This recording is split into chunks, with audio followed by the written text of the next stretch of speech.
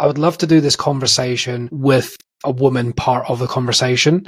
Yeah, man. I've got 3 women lined up, but I've got 3 women in particular that I think would really engage well with this sort of topic.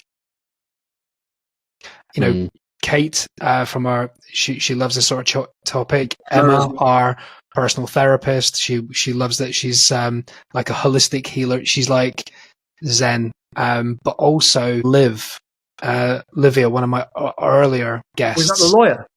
Yeah, she's a lawyer, but she's also I don't know how to say this, label her without her permission, but very much a feminist.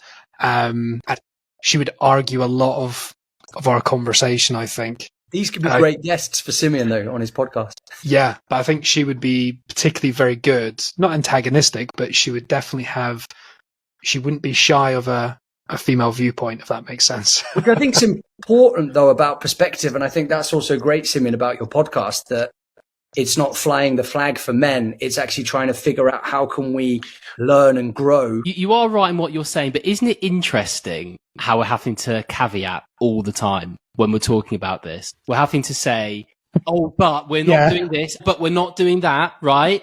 This isn't annoying. I'm not saying this to prove, well, I kind of am saying this to prove a point, but if this is a conversation about women, we wouldn't be doing this. But I think this again comes back to this mentality of a zero-sum game, that one has to succeed for the other one to fail and vice versa. So I was talking to someone the other day about how a lot of fathers in TV shows and films are often portrayed as dopes or a bit distant, whatever. Like if you think of The Simpsons or Family Guy or Friday Night Dinner, like Peppa Pig, which we watch a lot of in our house as well. Like Daddy Pig is just like a complete idiot, basically. Lovely, but a complete idiot. It's funny and everything like that. It's great, but it does kind of continuously sort of perpetuate this idea that fathers are useless, fathers aren't important. Again, I feel like this is a lot of conditioning. I feel like we need to be able to have a conversation about men without it being a gag reflex. When we're talking about men struggling, I still feel like there's a lot of, are they? But really, like, how can they be? Because, you know, women have had to do so much to get where they are and they still have so many struggles. And, you know, that's